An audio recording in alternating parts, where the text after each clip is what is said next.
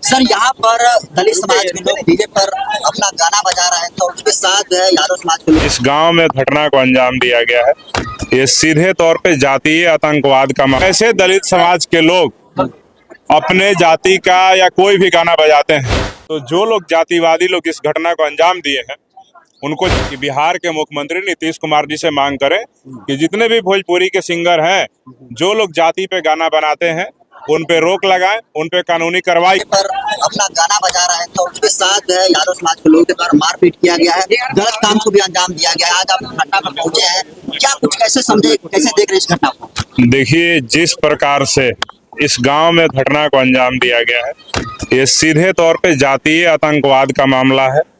और यहाँ पे जो घटना को अंजाम देने वाले लोग हैं उनकी एकमात्र घटना को अंजाम देने के पीछे यही मानसिकता थी कि कैसे दलित समाज के लोग अपने जाति का या कोई भी गाना बजाते हैं।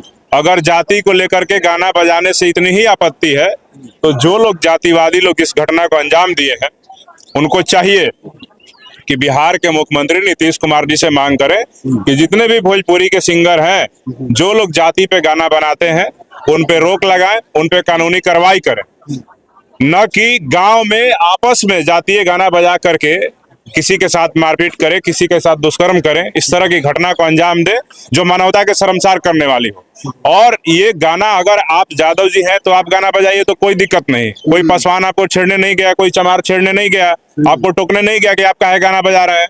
अगर कोई पासवान, कोई चमार, कोई धोबी, कोई पासी, कोई मुसहर अगर गाना बजाता है तो फिर आपको दिक्कत हो रहा है, आपका छाती फट रहा है, तो ये सीधे तौर पे दिखा रहा है कि आपके अंदर जातीय दंभ भरा हुआ है कि हम बड़ी जाति के लोग हैं, हम गाना बजा सकते हैं, तुम छोटी जाति के लोग हो, तुम गाना नहीं बजा सकते हो। तो ये सीधे तौर पे ये जातीय आतंकवाद का मामला है। साथ ही साथ जिस प्रकार से यहाँ पे गया जिला की प्रशासन इस मामले में घोर लापरवाही का परिचय देने का काम की है।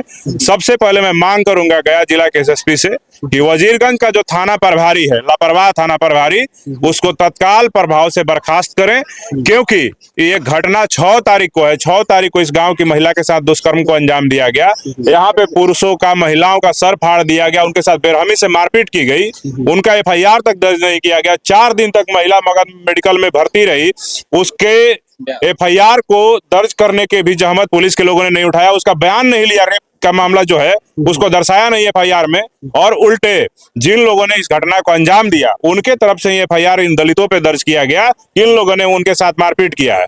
ये सीधे तौर पे दिखाता है कि वजीरगंज का थाना प्रभारी इस गांव में, मेरी सूचना मिली है कि यहाँ गांव में बहुत सारे अवैध शराब के धंधे चल रहे हैं। उन तमाम शराब के धंधेबाजों के द्वारा ही इस प्रकार की घटना को अंजाम दिया गया है।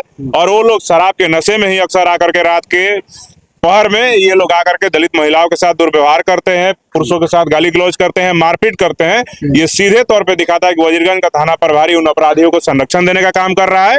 अगर वजीरगंज थाना प्रभारी को यहाँ पे 7 दिनों के अंदर गिरफ्तार, ये बर्खास्त नहीं किया गया एसएसपी साहब के द्वारा, तो भीम आर्मी की टीम यहाँ पे वजीरगंज थाना का घेराव करने को विवश होगी। हमारी जिला टीम, हमारे जो यहाँ के जिला अध्यक्ष हैं सौरभ राज और आजाद समाज पार्टी के जो जिला अध्यक्ष चंदन है, ये लोगों के नेतृत्व में वजीरगंज थाना का घेराव होगा, अनुमंडल पुलिस पदाधिकारी का भी घेराव होगा। और जो भी दोषी होंगे उनको छोड़ने का भीम आर्मी काम नहीं करेगी।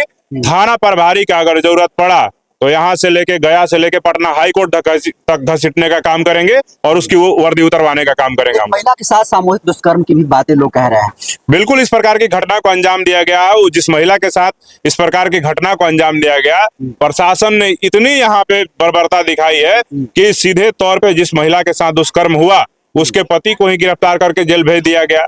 मैंने के बाद उसका बयान, हाँ, और जब हमारी टीम के संज्ञान में ये मामला आया तब जाकर के पुलिस प्रशासन के लोगों ने पीड़ित महिला से बयान लिया और दोबारा उस महिला के बयान पे एफआईआर दर्ज किया है। ये सीधे तौर पे घोर अनुशासनहीनता का परिचय यहाँ के थाना अध्यक्ष और यहाँ के पुलिस प्रशासन के लोगों ने दिया है। और दुखद ये है कि उस पति को भी जेल भेज दिया गया जिस महिला के साथ बलात्कार किया गया, उसके पति को। मैंने तो, क्या गलती था सर? पति का कोई गलती, अब सोचिए ना कि वो अपना जान बचा करके भाग रहा है, उसकी पत्नी के साथ दुष्कर्म करने की घटना को अंजाम दिया जा रहा है और वहां पे सीधे तौर पे उसको ही जेल भेज दिया जाना सीधे तौर पे दिखाता है कि प्रशासन के लोग जो है अपराधियों के साथ साठगांठ करके अपराधियों को संरक्षण देने का काम कर रहे हैं। और जातीय आतंकवाद को बढ़ावा देने का काम कर रहे हैं, जिसको भीम आर्मी के लोग कतई बर्दाश्त नहीं करेंगे। मैंने पीड़ित महिला के ससुर से, उनके सास से बात किया, उनके सर फटे हुए हैं, उनकी सास का, उनको भी गंभीर चोटें आई है, और भी यहाँ पे जो पुरुष हैं, जो बुजुर्ग हैं, उनको भी चोट लगा है, महिलाओं को भी चोट लगा है। मैं उन सबसे बात किया हूँ। ये सीधे तौर पे इनका जान लेने के प्रयास से हमला किया गया कि कैसे तुम लोग अपनी जाति के गाना बजा सकते हो, मतलब जादव जी गाना बजा सकते हैं, दुसाध चमार गाना नहीं बजा सकता है। तो ये सीधे तौर पे बिहार में निरंकुशता दिख रहा है। मैं बिहार के मुख्यमंत्री से भी मांग करूंगा कि अगर इस तरह की घटनाएं, खास करके गया जिला में 2-3 घटनाएं मेरे संज्ञान में आया है कि गाना बजाने को लेकर के दलितों के साथ मारपीट किया गया है, तो बिहार के मुख्यमंत्री नीतीश कुमार से मैं मांग करूंगा कि भोजपुरी के जो सिंगर हैं, जो जातिवादी गाना गाते हैं, चाहे ईरान का गाय, चाहे चमरान का गाय, बबुआन का गाय या पासवान का गाय, उन तमाम सिंगरों पे अनुशासनात्मक कार्रवाई हो, उनके ऊपर FIR दर्ज किया जाए और भोजपुरी गाने जाति के नाम पे बनाने पे बैन लगाया जाए, ताकि इस तरह का माहौल समाज में विद्वेष पैदा नहीं हो और समाज में एकरूपता बना रहे और इस तरह की घटना दोबारा से पुनरावृत्ति नहीं हो सके। तो सरकार भोजपुरी गाना, जो भी सिंगर जातिवाद पे गाना गाता है, उस पे बैन करे और उनको रोकने का काम करे, ताकि इस तरह की घटना को अंजाम नहीं दिया जा सके। अभी भी दलित समाज के लोगों को, यहाँ जितने सारे घर के लोग हैं, उनको धमकियां मिल रही है यादव के द्वारा। देखिए, धमकी मिल रही है तो मैंने प्रशासन के, जो यहाँ के जिला के जिम्मेदार हैं, SSP और DSP, दोनों से मैंने बात किया और परिवार को सुरक्षा सुनिश्चित करवाने के लिए मैंने स्पष्ट तरीके से कह दिया है कि अगर आज शाम तक यहाँ पे इस परिवार को, इस गांव में माहौल को, जो तनाव का माहौल बना हुआ है, उसको शांत कराने के लिए अगर परिवार को सुरक्षा नहीं दिया गया, यहाँ पे अस्थायी पुलिस का व्यवस्था नहीं कराएगा जब तक माहौल सामान्य नहीं हो जाता है, तो मैं फिर शाम तक का मैंने अल्टीमेटम दिया है। उसके बाद फिर हम लोग यहाँ पे बाध्य होंगे, भीम आर्मी के लोग, यहाँ के जिला प्रशासन का, उनका घेराव करने को हम मजबूर होंगे। बिहार में शराबबंदी है, फिर भी यहाँ सैकड़ों भट्टी चलता है और पुलिस से क्या कर रही है या इस सरकार को क्या कर रही है? ये बिहार के मुख्यमंत्री का जो योजना है शराबबंदी का, उसको फेल करवाने में मुझे लगता है कि नीतीश कुमार जी, जिनके भरोसे शासन सुशासन की बात करते हैं, वही लोग चाहते हैं कि शराबबंदी बिहार में सफल नहीं हो। उन्हीं के पुलिस प्रशासन के संरक्षण में, उनके थाना अध्यक्षों के संरक्षण में, DSP को संरक्षण में, पूरे बिहार में कोई ऐसा गांव नहीं है जहां पे आप शराब ढूंढिए, कच्चा या पक्का या देसी या विदेशी, आपको नहीं मिल जाएगा। तो पूरा का पूरा शराबबंदी को फेल करवाने में बिहार के तमाम पुलिस पदाधिकारी, थाना अध्यक्ष और सभी लोग संलिप्त हैं। और ये ऐसा नहीं है कि सिर्फ और सिर्फ नीचे के पदाधिकारी संलिप्त हैं, ये शराब माफियाओं के द्वारा ये पैसा थाना पहुंचाया जाता है, थाना से DSP को पैसा जाता है, DSP से SP को जाता है। मुझे तो ऐसा लगता है कि बिहार के DGP तक भी ये पैसा पहुंच रहा होगा, तभी इतनी मजबूती से शराब का अवैध धंधा पूरे बिहार में फल फूल रहा है।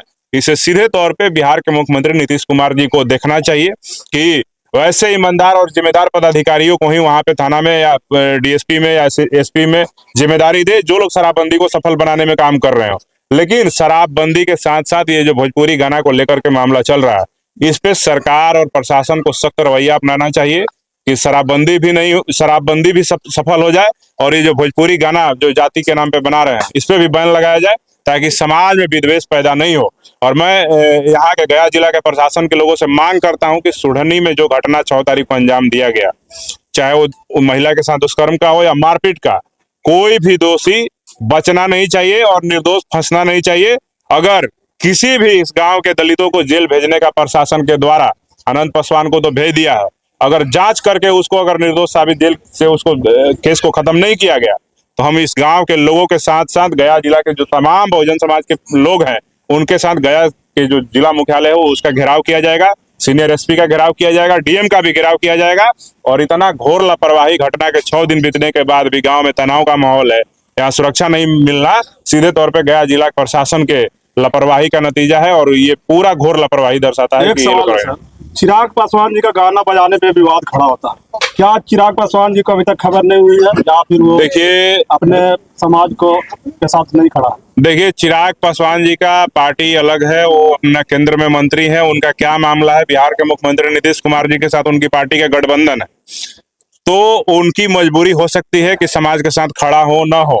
लेकिन भीम आर्मी हमेशा बहुजन समाज के हक अधिकार के लिए, उनके न्याय के लिए हमेशा लड़ने का काम करती है, हमेशा खड़ा रहने का काम करती है और हम मजबूती के साथ अपने समाज के लोगों के साथ खड़े होंगे। हमारी कोई राजनीतिक व्यवस्था नहीं है, जहां भी किसी भी कमजोरों के साथ, शोषितों के साथ, वंचितों के साथ, दलितों के साथ, पिछड़ों के साथ, आदिवासियों के साथ, महिलाओं के साथ कहीं भी जोर जबरदस्ती, ज्यादती होगा, अन्याय होगा, वहां भीम आर्मी मजबूती के साथ अपना झंडा और डंडा लेके खड़ा रहेगा।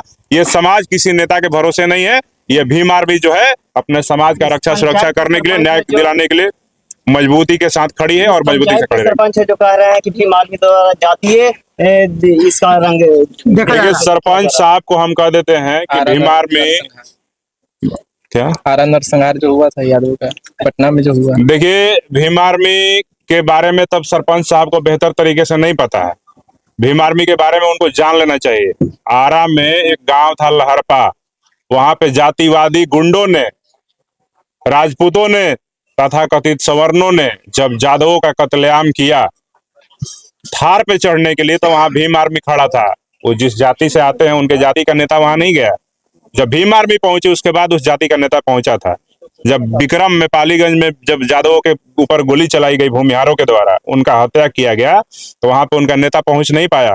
क्यों? क्योंकि A to Z के बात करते हैं तो ब्राह्मण, भूमिहार का, राजपूत का वोट खराब हो जाएगा। लेकिन हम लोग को वोट का चिंता नहीं है। हम समाज के मजबूती के लिए, दलितों पिछड़ों के हक अधिकार में मजबूती के साथ खड़े होते हैं। सरपंच साहब अपनी मानसिकता को ठीक कर लीजिए। अगर आपको भी कहीं पिटाई लगेगी ना, तो आपकी जाति का नेता आए ना आए, भीम आर्मी का लोग आपको भी सुरक्षा करेगा। ठीक है, आपके न्याय की आवाज को बुलंद करने का काम करेगा। तो भीम आर्मी के बारे में बोलने से पहले सोच लिया कीजिए, क्योंकि भीम आर्मी का झंडा डंडा वैसे भी मजबूत है। और जिसको हम लोग अपना दुश्मन मान लेते हैं तो लाठी पे नाम लिख करके चलते हैं, और जहां मिल जाते हैं फिर उनका इलाज भी उसी लाठी से किया जाता है। तो ये सरपंच साहब को हम यही कहेंगे कि ज्यादा भावनाओं में नहीं बहे, जातीय द्वेष फैलाने का काम नहीं करें, और बहुजन समाज का जो एकजुटता है उसको बनाए। जो गलत चीजें हैं उसका विरोध करें। भीम आर्मी का विरोध करेंगे तो मैं दावे के साथ कहता हूँ कि भीम आर्मी का विरोध करके भारत में कोई बच नहीं पाया। अपना परिचय दे दीजिए। अमर ज्योति नाम है, और भीम आर्मी के बिहार का मैं नहीं गया मैंने SSP से बात किया है, आपका FIR दर्ज हो।